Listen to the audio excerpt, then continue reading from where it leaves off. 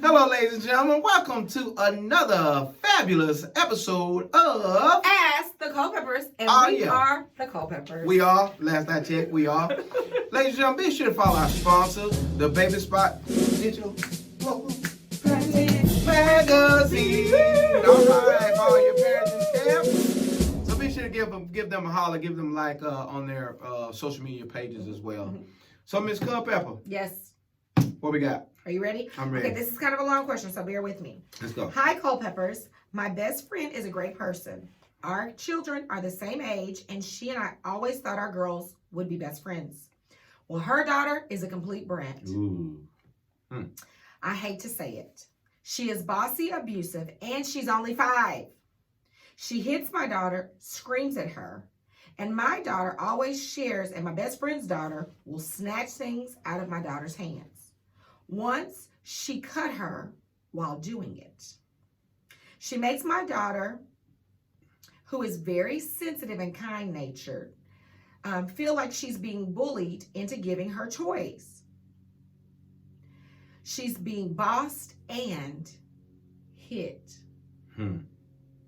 My friend clearly sees this happening and does not discipline her daughter at all. I will leave this friendship if my kid is forced to be bullied. Do I speak to my friend or just slowly fade away? Between my friend's kids' abuse, tantrums, and more, I don't want to force my child to be around her. This question comes from Carrie, and we're calling this friend or mom. Gotta pick.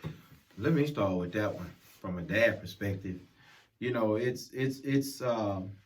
think it's kind of a given that you will believe that, you know, if two grown people, it's the way you kind of want it. If you're good friends, you also want your kids to mingle, right? Yeah, I think that's normal. Yeah, to mingle. You know, but sometimes kids, you know, they develop these, you know, attitudes or dispositions that they have, and they have to be disciplined or groomed. I don't know what the right word is. Okay. And so this young lady seems to be getting wild, but mama must think it's all right because she ain't saying nothing. Maybe. You know, if she's saying it and she's not saying nothing, I think that's a problem. Now, if y'all are good friends, I believe that you should have a conversation with your friend first and let her know how it's making you feel and what you're seeing and how it is impacting your daughter, because she may be oblivious to it because it's not her kid that's mild-tempered, but just the opposite. So I think you guys need to have a conversation versus you fading away, because she may be wondering, you know, why she quit talking to me? And this can go on and be a problem later on. Right. So I think if y'all are good enough friends, you should have a conversation with them. I think so too. And say, you know, hey, this is what I'm noticing. We don't, you know, it's impacting her this way. You don't want to be you know, your daughter keeps doing this, but have come say, hey, you know, notice that the behavior is just there. It's challenging for the kids. You know, I think approach is really important too. I think so too. And so Derek is right. I feel like you're hitting the nail on the head. So the tricky part is, and we've had this happen before, you know, it is natural to want your best friend relationship to somehow morph into a relationship between your kids, really getting along and being able to be friends. Because then when you're together, they're enjoying each other and you're enjoying each other. And so it's time well spent because everyone's getting something out of the relationship. But the bottom line is, if your daughter is not getting anything out of this relationship, then you are right. You may have to put your daughter's needs before this friendship if you cannot resolve it. But definitely talk it out first with your friend without the children present. Do it at a time when you both can listen and talk clearly and freely and have time to talk, because this could take more than a couple minutes to work through. I would also recommend that you do it in person. This is not an on-the-phone conversation. This is a sitting knee-to-knee, face-to-face talking about it. And depending on how she communicates with you and really how she responds, that really should dictate what you do. But I would be honest about that too. I would say, you know, if that conversation didn't go well, because I've heard this said by people, she could say to you, well, your daughter is just too sensitive and she needs to toughen up. And being with my kid's going to help her get tough. Like, I've actually heard moms say that.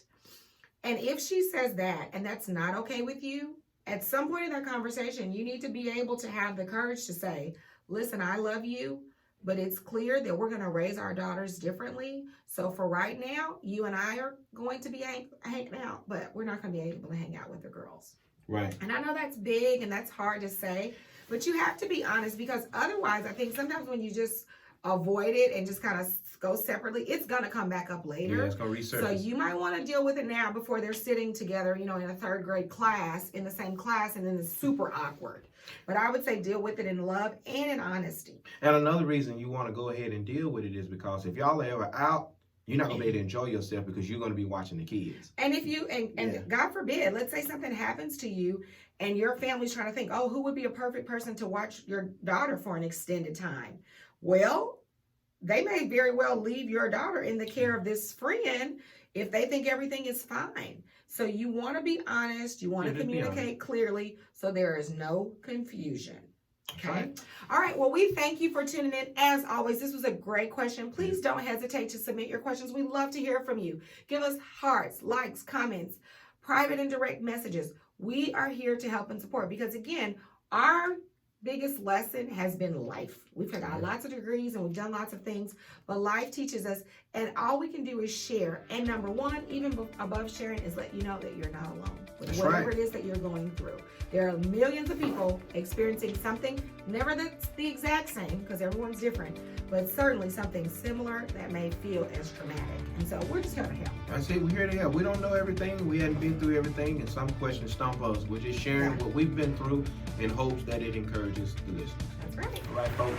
Follow us on social media. Give us a like and let us know where you're watching from.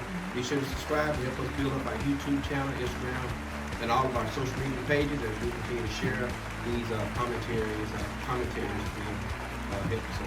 All right. Be cool. Have a great one.